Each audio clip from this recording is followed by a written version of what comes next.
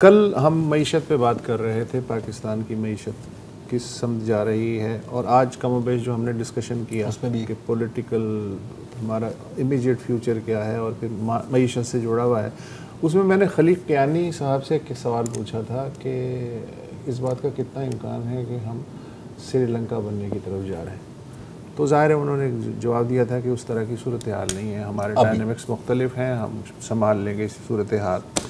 लेकिन पता नहीं कुछ दिनों से बार बार रह के ये ख्याल आ रहा है कि पॉसिबिलिटी तो किसी भी चीज़ की हो सकती है, आप रोक तो नहीं सकते, और आप जो सिम्टम्स होते हैं या जो माहौल होता है या आसार हैं उससे आप अंदाज़ा लगाते हैं कि यार हम कहाँ खड़े हैं और मैक्सिमम कहाँ जा सकते हैं। अच्छा, जो श्रीलंका से ज़ाहिर है कि हमारा हमसाया है, सार्क का मुल्क है और तकरीबी ताल्लुक़ात हैं, तो एक बार बार रह के मैं आपसे पूछना चाहूँगा कि मुझे क्यों ख्याल आ रहा है। इसलिए कि वहाँ से जो इस वक्त ख़बरें आ रही हैं वो ये है कि कल रात से अब तक, बल्कि कल शाम से अब तक 7 के करीब हलाकतें हो चुकी हैं, जिसमें 2 अरकान पार्लिमान भी शामिल हैं, 225 लोग ज़ख्मी हुए हैं। वज़ीर आज़म महिंद्रा राजापक्सा जो हैं वो मुस्ताफ़ी हो चुके हैं, और मुस्ताफ़ी होने के से ज़रा पहले उन्होंने अपने जो हामी थे डंडों और सरियों से मुसल्ला, उनसे आखिरी ख़िताब किया और वो जज्बाती हो गए। तो जो पुरअमन तरीक़े से मुज़ाहिरीन बैठे हुए थे कोलंबो में सदारती महल के बाहर और वज़ीर आज़म हाउस के बाहर, उस पे वो पै गए जो राजापक्सा के हामी थे, और वो करीबी जो नवाही देहात थे उनसे इकट्ठा किया गया था, बसों के ज़रिए दारुल हुकूमत में लाया गया था। तो जब वो पै गए तो ज़ाहिर है कि पूरा मन धरना वरना सब ख़त्म हो गया और एक फ्री फॉर ऑल सिचुएशन शुरू हो गई। नौबत ये आई कि मुज़ाहिरीन ने जो धरने पे थे उन्होंने वज़ीर आज़म हाउस के दरवाज़े तोड़ दिए, वो अंदर घुस गए और आर्मी को, जो प्राइम मिनिस्टर और उनकी फैमिली को बचाना पड़ा हंगामी तौर पे। और अब बाज़ इत्तलात के मुताबिक ट्रिंकोमाली का जो एक नेवल बेस है वहाँ उनकी फैमिली फ़िलहाल मौजूद है। लेकिन उनके जो भाई हैं कोटाबाया राजापक्सा, वो सदर हैं, और सदर ने ही वज़ीर आज़म यानी अपने सगे भाई को मशवरा दिया था कि बेहतर यह है कि फ़िलहाल आप मुस्ताफ़ी हो जाएं। जो रिएक्शन हुआ है उसमें सिर्फ ऐसा नहीं है कि तोड़ फोड़ हुई है, हुक्मरान पार्टी के और वज़रा के कम से कम 31 से ज़ायद घर और जो प्रॉपर्टीज़ थी उनको नज़र आतिश किया गया है। ख़ुद प्राइम मिनिस्टर और प्रेसिडेंट का जो आबाई घर है गांव में, उस घर को और जो उनका ज़ाती म्यूज़ियम था उसी जगह पे उसे जला दिया गया। और टेंशन इतनी ज़्यादा थी कि कोलंबो का जो सबसे बड़ा नेशनल हॉस्पिटल है जहाँ सबसे ज़्यादा ज़ख्मी लाए गए, भले इधर के हों या उधर के, तो वहाँ जो एंटी गवर्नमेंट मुज़ाहिरीन थे वो घुस गए और उन्होंने कहा कि हमें बताया जाए कौन कौन प्रो गवर्नमेंट ज़ख्मी है। तो डॉक्टरों ने ज़ाहिर है उन्हें हंगामी तौर पे वहाँ से निकाला, वरना हलाकतें मज़ीद बढ़ सकती थी। फ्रस्ट्रेशन और जो मेंटल सिचुएशन है एक आम आदमी की, उसका ये हाल है।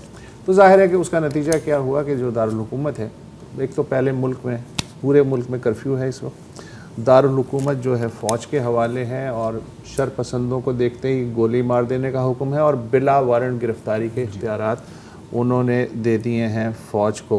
2.25 करोड़ की आबादी है इस जजीरा नुमा मुल्क की।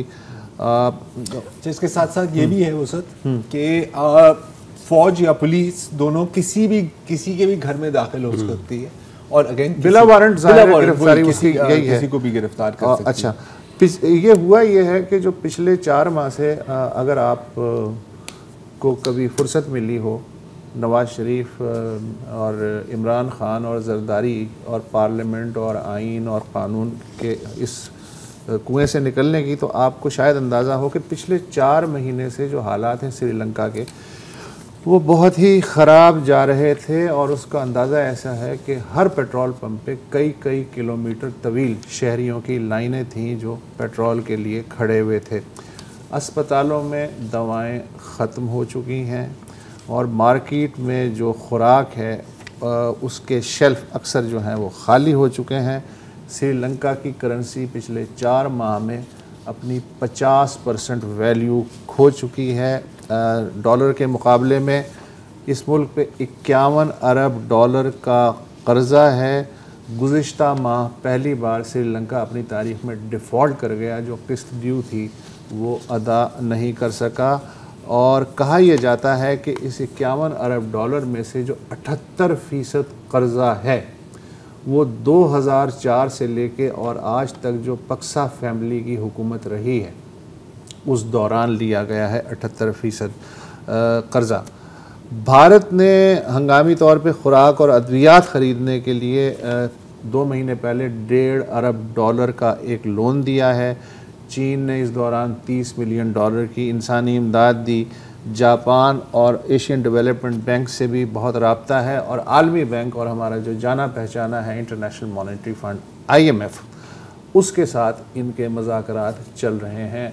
वाशिंगटन के वज़ीर ख़जाना जो हैं 2 दौरे कर चुके हैं, लेकिन वो ये कह रहे हैं कि भाई साहब पहले आपके यहाँ कोई सियासी स्टेबिलिटी हो जाए तो उसके बाद हम ध्यान देंगे। वहाँ भी 500 मिलियन डॉलर की किस्त का चक्कर चल रहा है। बहुत सारी जो आइडेंटिकल चीज़ें हैं, अगर आपके जहन में पैरेलल आ रहा हो तो इदारा और मैं ज़िम्मेदार नहीं हूँ, ठीक है।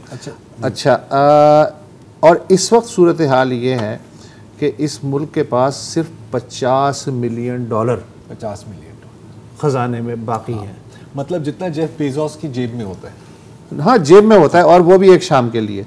अच्छा, जब तक आम आदमी के पेट पे लाद नहीं पड़ी थी तो जाहिर है कि हर दुनिया के हर जगह की तरह वहाँ भी काम चल रहा था कि ठीक है, करप्शन है, सब कुछ है, बदइंतज़ामी है, लेकिन चलो हमारा काम चल रहा है। श्रीलंका की जो बेसिकली मईशत है उसके 3 पिलर हैं। टूरिज्म, एक तो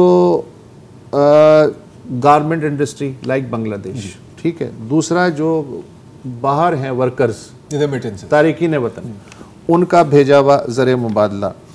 तीसरा है टूरिज़म।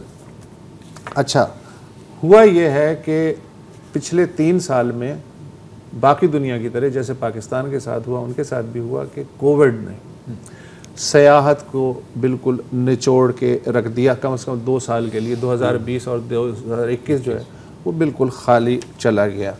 अच्छा, इस दौरान हुआ ये कि पेट्रोल की आलमी कीमतें और गैस की वो भी बढ़नी शुरू हो गई। इस दौरान ये कि वो जो वाइट एलिफेंट मंसूबे होते हैं कि जनाब वो बड़े बड़े शुरू करके कि जी इतनी शानदार बंदरगाह, और ये देखें एयरपोर्ट, और ये देखें हमने जो सड़क डुअल कैरेज वे बनाया है, और वो उसमें ज़ाहिर है कि आदमी कर्ज़ा लेता जाता है कि लोग तालियां बजाते रहेंगे, लेकिन फिर एक हद होती है कि ठीक है आपने सड़क तो बना ली, लेकिन मेरी रोटी किधर है, वो तो बता दो ना। तो वहाँ वो फंसते चले गए। फिर ये कि अपनी मकबूलियत बरकरार रखने के लिए पक्सा फैमिली ने जो टैक्सेस बढ़ाने चाहिए था, मैं फिर कह रहा हूँ अगर कोई और हुकूमत जहन में आए तो प्लीज़ मुझे माफ़ कर दीजिएगा, जो टैक्सेस बढ़ाने चाहिए थे उन्हें बढ़ाने की बजाय और कम कर दिया, ताकि तालियां बजा इनकम टैक्स की शरह अवाम को रिलीफ 8% से अवाम को रिलीफ दिया। अच्छा, अब उसके बाद फिर IMF उनसे भी यही सवाल कर रहा था कि यार ये तुम क्या कर रहे हो, एक तरफ तो हमसे इमदाद के लिए आ रहे हो और दूसरी तरफ जो टैक्स हैं जो हम कह रहे हैं बढ़ाओ, तुम कह रहे हो नहीं जी ऐसा तो ख्याल ना करें, ऐसा है। ये हुआ है। फिर रूस और यूक्रेन का जो इशू है वो दुनिया के कई ममालिक पे बराह रास्त असरअंदाज हुआ है खुराक और तवानाई के इशू में। तो लेकिन श्रीलंका जो है वो भी उसका एक बहुत ज़बरदस्त विक्टिम है, और जो मौजूदा अनरेस्ट है उसमें उसका भी हाथ है। जो यूक्रेन और रूस का झगड़ा है जो कि श्रीलंका से हज़ारों मील दूर हो रहा है, लेकिन वो जो मीर कहता है ना मगज़ को बाग में जाने ना दीजो कि ना खून परवाने का होगा। एक वक्फे के बाद इसका मतलब समझने की कोशिश करेंगे। Welcome back. तो वक्फे से पहले बात हो रही थी कि श्रीलंका में जो माशी और सियासी मुसीबत आई है ये तैयार हो रही थी, अचानक नहीं आई। और हम बात कर रहे थे कि सियाहत जो कि एक पिलर है उसकी मईशत का वो किस तरह हिलना शुरू हुआ कोविड की वजह से और बाकी बदइंतज़ामी की वजह से। और हमने ये भी कहा कि यूक्रेन और रूस की जो जंग है उसने बाकी मुल्कों की तरह श्रीलंका पे भी मनफी असर डाला। एक तो गंदम वहाँ से आती थी दोनों मुल्कों से, जैसे बांग्लादेश की भी अच्छी खासी गंदम यूक्रेन और रूस से ही आती है। इसके अलावा जो टूरिज़म था उसमें 25% जो टूरिस्ट थे वो सिर्फ़ और सिर्फ यूक्रेन और रूस से आते थे। अब क्यों नहीं आ रहा है? एक तो जंग हो रही है, दूसरा ये कि जो स्विफ्ट सिस्टम है बैंकिंग का उससे चूंकि अलग कर दिया गया है रूस को, तो इसलिए नहीं आ रहे हैं। तो इसको कहते हैं ना सर, देखें वो एक पुरानी कहानी है ना, द लास्ट स्ट्रॉ, जी that broke the camel's back. कभी एक स्ट्रॉ की कभी बात नहीं होती, ठीक है। पहले ही महंगाई थी, ठीक है। आप जैसे आपने सारा पूरे अपने बयान कर दिया है ना, टूरिज्म कोविड की वजह से, फिर ये इनके यहाँ पर अपने टैक्स बढ़ाने हैं, आपने टैक्स कम कर दिए ताकि लोग वाह गारमेंट इंडस्ट्री के लिए डिमांड सुकड़ गई, so on and so forth. और फिर सोने पे सुहागा, the final straw that came was the Ukraine war. अच्छा, कि पहले ही आपसे कोई चीजें अफोर्ड नहीं हो रही और एकदम आपको पता लगा कि यार माल की रेट डबल हो गई है, मतलब फ्यूल की या इस प्राइस की। तो जब फिर लोगों के फाइनली पेट पर आके पड़ा तो लोग बाहर निकले। अच्छा, अब इंटरेस्टिंग बात ये जो प्रोटेस्ट है ना, कि इसमें कोई आपको बज़ाहिर ऑपोजिशन पार्टी, ऑपोजिशन लीडर की जिद्दोजहद नहीं नजर आती। ये है आर्मी, और ये मैं अभी पढ़ा था कि इनके जो नारे हैं ना उसमें भी ये रिफ्लेक्ट होता है, क्योंकि जो रिवायती इनके जो नारे हैं वो इनके लेफ्ट से आते हैं, प्रोटेस्ट के नारे, और वो बड़े वो इंटेलेक्चुअल होते हैं, सोचे समझे होते हैं। अब जो नारा है उनका सिर्फ है कव्वा कव्वा कै, और वो इसलिए क्योंकि बासिल राजापाक्से जो है, जो साबिक वजीर खजाना है, उसको उसकी एक स्पीच थी जिसमें वो कव्वों पे बातें कर रहे हैं, तो उसका एक इन लोगों ने बना दिया है। तो आप जहां पे जाए उसका जो ट्यून है वो लोग हॉर्न के साथ भी बजा रहे हैं, कव्वा कव्वा कै, इस तरह, गो पक्सा गो, हाँ गो पक्सा गो इन अ वे। तो ये एक कंप्लीट अवामी है। अच्छा, उस वक्त तक भी चीजें कंट्रोल हो जाती, लेकिन फिर राजापक्सा साहब ने मतलब गुंडे मोड में आके अपने लोगों को उनके ऊपर अटैक करा दिया। कभी आपने ये सोचा कि सारा गुस्सा एक फैमिली की तरफ क्यों, राजापक्सा फैमिली की तरफ? देखो, श्रीलंका में ट्रेडिशनली पिछले 75 साल से दो फैमिलीज का राज है। एक तो नाइके फैमिली, जिससे कि वजीर आज़म आए, दो वजीर आज़म और अब भी खासा इन्फ्लुएंस है, और दूसरे ये पक्सा फैमिली। ये खुद जो मौसूफ वजीर आज़म है राजापक्सा, 2 दफ़ा मुल्क के सदर रह चुके हैं, 2004 से लेके और 15 तक, और अब वजीर आज़म थे। 70 से वैसे श्रीलंका की पार्लियामेंट में मौजूद हैं। अब कैलकुलेट आप खुद कर लीजिएगा कि 52 साल तो होगा, ठीक है। अच्छा, इतना पुराना इनका सीजन कंट्रीब्यूशन है। अच्छा, सिर्फ ये नहीं है, इनके जो भाई हैं वो प्रेसिडेंट हैं, और आप बासिल का जिक्र कर चुके हैं, वो इस वक्त वजीर ख़जाना है। ये कुछ नहीं है।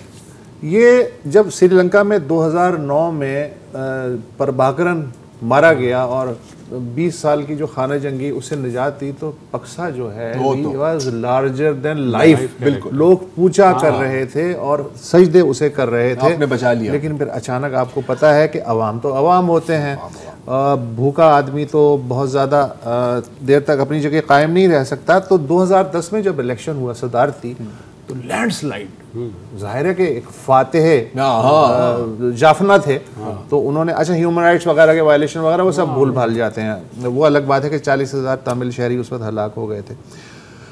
इन्होंने क्या किया कि 2010 में जब दूसरी बार सदर बने, तो अब आप सुनते जाएं, ख़जाने की वजारत, हवाबाजी की वजारत, पोर्ट्स की वजारत, हाईवेज़ की वजारत, ये अफसर की, ये किसी को नहीं दी उन्होंने। अच्छा, जो अपने भाई थे जो इस वक्त प्रेसिडेंट हैं, उनको दिफा और शहरी तरक्की की वजारत दे दी गई, और जो बासिल जो इस वक्त साबिक वज़ीर ख़जाना है, उसको प्लानिंग की वजारत दे दी गई। एक और सबसे जो छोटा भाई था चमल, उसको पार्लियामेंट का स्पीकर बना दिया था। तो अच्छा, उसकी वजह से हुआ ये कि जो 70% नेशनल बजट था वो पक्सा फैमिली के कंट्रोल में आ गया इन वजारतों की वजह से। आपने जो जिक्र किया था ना इनके म्यूजियम का, हाँ, क्या आपको पता है कि इस म्यूजियम के ऊपर भी केसेस हैं? म्यूजियम के ऊपर केस ये है कि आपने हुकूमत का पैसा, मतलब आवाम का पैसा इसके ऊपर लगा। आपको पता है म्यूजियम का खर्चा कितना है? यार ये कुछ नहीं है। नहीं, आपको पता है कि म्यूजियम कितने में बना है? हाँ, कितने में? हाँ, 5 लाख, $500,000। यार ये कुछ नहीं है। मैं अभी जो आपसे बात करना चाह रहा हूँ, 5 लाख तो मैं आपको वैसे ही दे दूंगा यार प्रोग्राम खत्म होने के बाद। इन पे जो वो था चार्ज इस फैमिली पे, एक तो ये था कि आपको पता होगा 2004 में सुनामी आया था, बड़ी बर्बादी वगैरह हुई थी और इंटरनेशनल एड भी आई थी, तो वो भी। अच्छा, फिर 2009 में जब तामिलों के ख़िलाफ़ ये सारी सिविल वॉर का सिलसिला होता था, तो असला चाहिए था। अब असला आएगा तो ज़ाहिर है कमीशन भी आएगा, तो वो कमीशन उसका सिलसिला था। इसके अलावा इन्होंने चीनी और जो भारतीय कंपनियां थी उनको कंस्ट्रक्शन के ठेके दिए बिलियंस ऑफ रुपीस के, और बज़ाहिर अगर वो ना भी होते तो आम श्रीलंका की सेहत पे कोई असर नहीं पड़ना था कि भाई अगर वो 200 फुट की सड़क नहीं तो 100 फुट की सड़क पे चल रहा है, लेकिन चल तो रहा है। तो उन ठेकों में से फिर उन्होंने ज़ाहिर है मतलब खाया भी और लगाया भी। नोटिस बनाए फलाना फलाना, ठीक है। फिर जाहिर है कि जब ये होता है तो ऑफशोर अकाउंट्स भी अचानक से फिर बनाए, उनकी ज़रूरत पेश आती है तो वो भी बने। फिर बैरून मुल्क अमलाक भी ख़रीद ली जाती हैं, दुबई में, जिनेवा में, लंदन वंडा में, वो तो पूरा SOP है जो आपको पता है। अच्छा, अंदाज़ा ये है कि 2004 से अब तक $19 बिलियन साइफन ऑफ, 19 बिलियन, उनमें इनकी जो ज़ाती दौलत का अंदाज़ा स्पेकुलेशन है वज़ीर आज़म का, वो है $4 बिलियन। और माशाल्लाह और फॉरेन रिजर्व कितने हैं अभी? 50 मिलियन। हाँ, 50 मिलियन। माशाल्लाह जो पेंडोरा बॉक्स आया पेंडोरा लीक्स, उसमें भी इनकी फैमिलीज के बहुत से कुछ लोगों के नाम आए हैं, और इन्हें प्यार से मार्कोस फैमिली ऑफ श्रीलंका कहा जाता है। मार्कोस फैमिली का आपने जिक्र किया तो बड़ी मजेदार खबर है यार। आपको पता है कि मार्कोस के जो बेटी है या ग्रैंडसन है या क्या है, वो दोबारा सदर बनने पावर आ गया। अच्छा, हाँ, फिलीपींस में चीजें कितनी जल्दी बदलती हैं, मैं सिर्फ इतना कहना चाह रहा हूँ। क्योंकि अब आप बात करें 2014-2010 की, अगर हम 2020 की बात करें श्रीलंका की, तो राजापक्सा जब आया था 2/3 मेजोरिटी के साथ, ऑल इन ऑल सिर्फ 1.5 साल आगे फॉरवर्ड करके देखें क्या सिचुएशन। और अब भी सूरत हाल ये होगी कि भैंसें तो किसी के बाप से नहीं संभलनी, तो जो नई हुकूमत आएगी सर, वो 1 साल बाद कुछ इस तरह बेचारी मजबूर होगी कि अवाम फिर कहेंगे पक्सा चाहिए। हाँ। ये कि $21 बिलियन का इन्होंने IMF से मांगा है, वो तो खैर जो होता है, लेकिन मुझे इसका पैरेलल तो पहले जो ग्रीस में हो चुका है, हमने देखा है, वो उनके साथ भी 5 साल यही हुआ था इवेंचुअली। फिर तो आप जहाँ पैरेलल ड्रॉ करना चाह रहे हैं कि क्या हमारे साथ भी ऐसा होगा? मेरे ख्याल पैरेलल है हर जगह। हाँ, कहते हैं ना history repeat but it doesn't rhyme. 2 families, ये वो फलाना ये